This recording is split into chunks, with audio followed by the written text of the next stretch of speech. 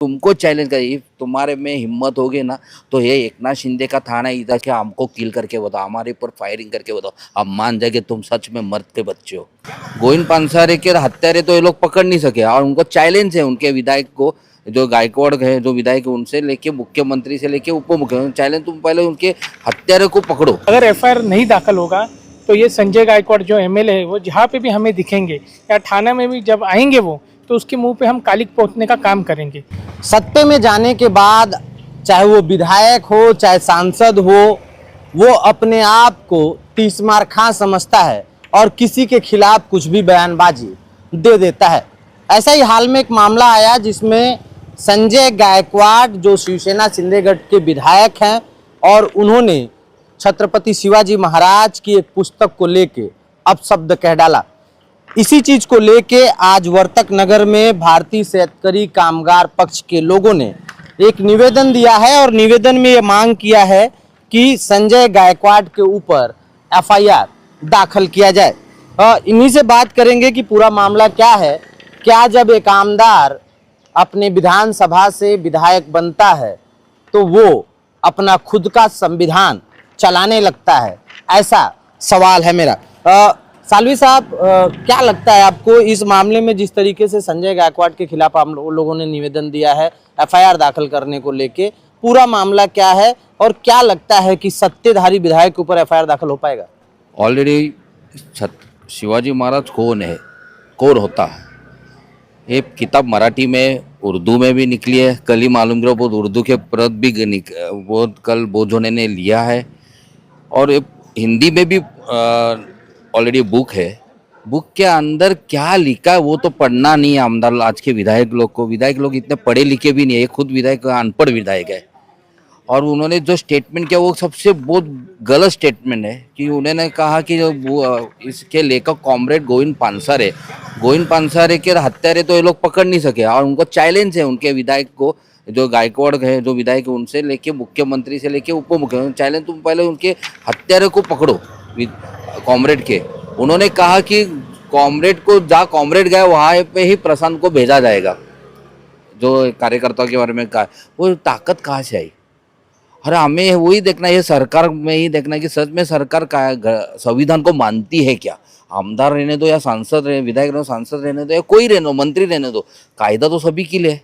फिर ऐसा ये गलत धमकी देने पे आप कौन सा का एक्शन लेने वाले देखना। और कल समझो हम उनको विधायक को बोलने दो, प्रशांत तो लंबी की बात है, तो हम तुमको चैलेंज करिए, तुम्हारे में हिम्मत होगी ना तो ये एकनाथ शिंदे का थाना इधर शिंदे साहब के बाहर आके हमको किल करके बताओ, हमारे ऊपर फायरिंग करके बताओ, हम मान जाएंगे तुम सच में मर्द के बच्चे हो।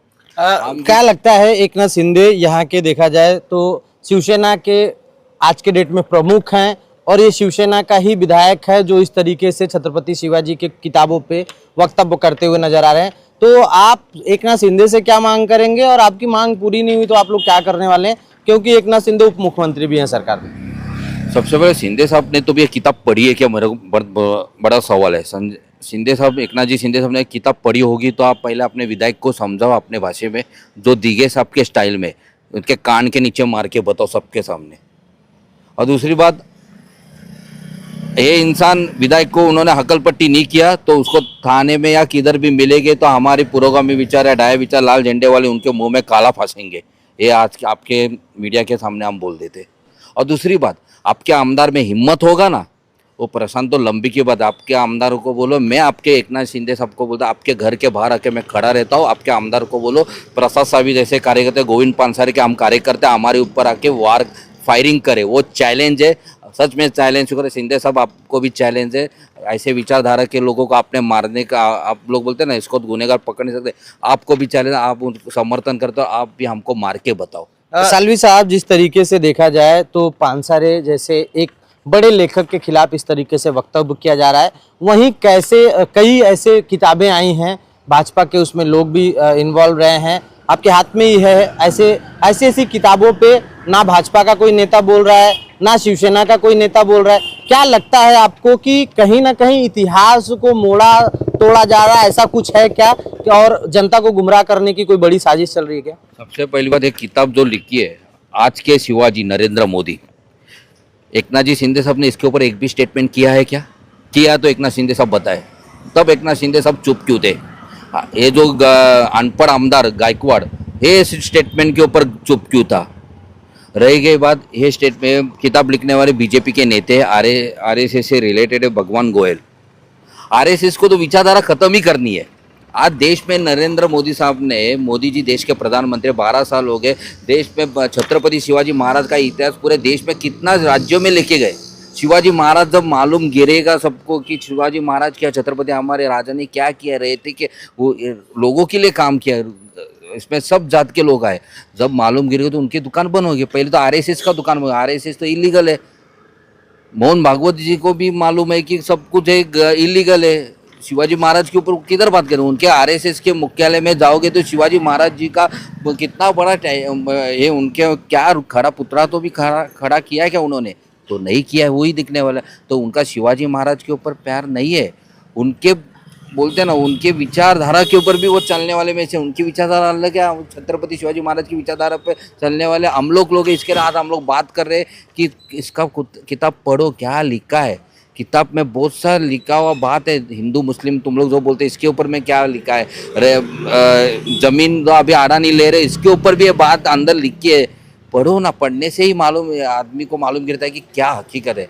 आगे देखते हैं अब एकनाथ जी शिंदे साहब उसके पिछवाड़े पे लात मारते हैं कि हम गला अफजल खान की तरह गला बेट लेके उसको पार्टी में रखते, वो हमें भी देखना है। धन्यवाद सालवी साहब। मेरे साथ जो इस पार्टी के ऋषिकेश तायड़े हैं, शहर अध्यक्ष हैं, उनसे भी बात करेंगे। ऋषिकेश, जिस तरीके से आमदार कुछ भी बोल जाता है और उनके पार्टी के प्रमुख उस पर कोई सफाई नहीं देते हैं, क्या लगता है आप लोग जैसे यहाँ पे आके एफआईआर दाखिल करने की मांग किए हैं, एफआईआर दाखिल नहीं होगा तो आप लोग अगली कड़ी क्या जोड़ोगे, क्या करने वाले हो? देखो, हमने आके यहाँ के सीनियर पीआई से बात की है।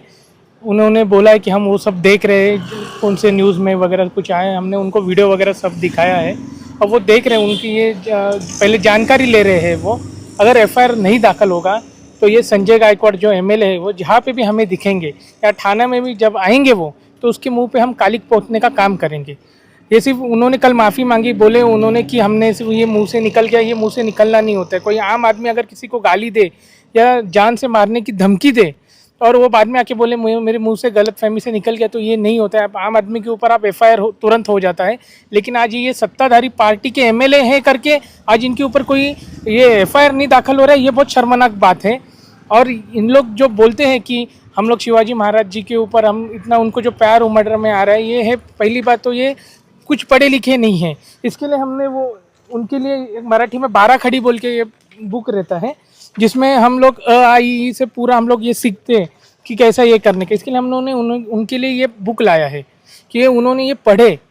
अगर उनको कोई अगर दिक्कत आता है मतलब ये एजुकेशन लेने में, तो उनका पूरा खर्चा शेतकरी कामगार पक्ष उठाएगा, लेकिन उन्होंने पढ़े और बाद में उन्होंने ये पुस्तक पढ़ना चाहिए कि क्या है उसमें, क्या लिखा है, फिर बाकी जाके वो स्टेटमेंट करे। ताड़े साहब, किस तरीके से आप यहाँ के जो सिंधेगढ़ के विधायक हैं, ये सिंधेगढ़ के जो मेन मुखिया एकनाथ शिंदे यहीं पे रहते हैं, थाने में रहते हैं, थानेकर हैं और उप मुख्यमंत्री भी हैं, उनसे क्या मांग करोगे कि किस तरीके से अपने विधायक के ऊपर वो लगाम लगाएं, किस तरीके से कार्रवाई करें?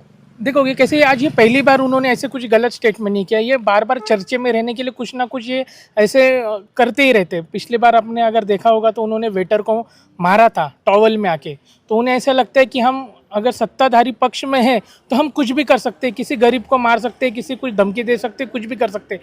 और जब पार्टी का एक नेता जो होता है, उन्होंने उसके ऊपर तुरंत एक्शन लेना चाहिए, उन्हें समझाना चाहिए कि ऐसे गलत चीज़ आप मत करें। लेकिन पार्टी का अगर नेता ही नहीं कुछ अगर उनको कुछ बोल रहा है तो फिर वो तो खुलेआम कुछ भी कर सकते हैं, ऐसे उनकी आज मन धारणा है। और जो हमारे राज्य के जो मुख्यमंत्री है आज वो गृह मंत्री है, तो उन्होंने एटलीस्ट कम से कम उन्होंने तो एटलीस्ट स्ट्रिक्ट एक्शन लेना चाहिए। लेकिन कल जो ये बागेश्वर धाम के ऊपर वहाँ पे इन लोग जो कार्यक्रम में गए थे, वहाँ पे जो उन्होंने जो बागेश्वर धाम जी ने जो बोला और तभी भी इन लोग चुप थे, तो इसके ऊपर समझ में आता है कि इनका कोई शिवाजी महाराज के ऊपर कोई प्रेम नहीं है, कुछ नहीं है। ये राजनीति सिर्फ अपना खुद के चलाने के लिए ये करते हैं। और जो अगर हम देखेंगे जो यहाँ के पहले राज्यपाल थे भगत सिंह कोश्यारी, उन्होंने भी कितनी बार गलत टिप्पणी की है शिवाजी महाराज जी के ऊपर, डॉक्टर बाबा साहब अम्बेडकर जी के ऊपर, महात्मा फुले के ऊपर, तभी भी यह कहाँ पे चुप थे। सोलापुर करते उन्होंने भी बहुत बार टिप्पणी की, तो ये चुप क्यों थे? और अगर कोई लेफ्ट या ये लाल झंडे का कोई आदमी कुछ ये बुक के ऊपर ये कर रहे हैं, तो ये आज का बुक पब्लिश नहीं हुआ है, 1988 की बुक पब्लिश है, तब इन्होंने कुछ क्यों नहीं किया? तो उन्होंने, क्योंकि ये अनपढ़ है, ये खुद ये आज तक ये 10वीं कंप्लीट नहीं कर पाए, इनको खुद को क्या है वो 9वीं जो उन्होंने दिया है वो भी उन्होंने खुद किया है कि नहीं ये मालूम नहीं। इसके लिए हमने उनके लिए ये बुक लाया कि ये यहाँ पे वो सीखे, एग्ज़ाम दे, एग्ज़ाम का खर्चा हम उठाएंगे करके। धन्यवाद ताड़े साहब। तो सुना आपने, ये जो है भारतीय शेतकरी कामगार पक्ष के लोग थे जिन्होंने मीडिया के माध्यम से भी ये मांग की है कि अगर एकनाथ शिंदे अपने विधायक के ऊपर कार्रवाई नहीं करते हैं तो वो जहां देखेंगे उनके मुंह पर कालिख पोत देंगे। अब देखना दिलचस्प होगा कि किस तरीके से इस विधायक के ऊपर कार्रवाई होती है या फिर सत्ताधारी होने की इनको मुहल्लत छूट दी जाती है। वीडियो सहयोगी जया के साथ चंदूशन विश्वकर्मा, जेजेवी न्यूज़ थाने। ये है एनपी न्यूज़ नेटवर्क और आप देख रहे हैं जेजेवी न्यूज़, सिर्फ खबर नहीं, सच्चाई का आईना।